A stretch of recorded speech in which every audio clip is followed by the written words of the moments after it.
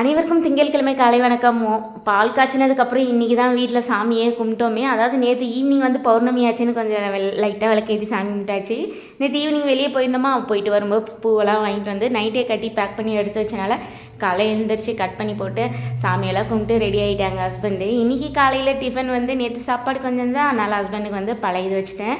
மதியானத்துக்கு வந்து சாப்பாடு, அதுக்கப்புறமா சவுச்சவ் அதாவது பெங்களூர் கத்திரிக்காய் இருந்தது, அதுவும் துவரம் பருப்பும் போட்டு கூட்டு பண்ணிட்டேன்.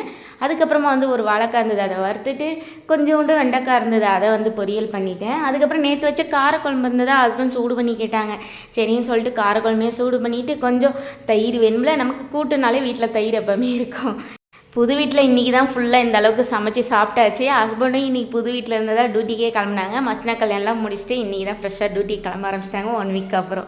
என்னோடய வீடியோ பிடிச்சிருக்குன்னு நினைக்கிறேன். மறக்காமல் சப்ஸ்கிரைப் பண்ணி சப்போர்ட் பண்ணுங்கள் ஃப்ரெண்ட்ஸ். நம்ம இன்னும் முன்னேறு வீடியோவில் பார்க்கலாம். அது ஒரு எங்களிடமிருந்து விடைபெறுது உங்கள் நகி. பை.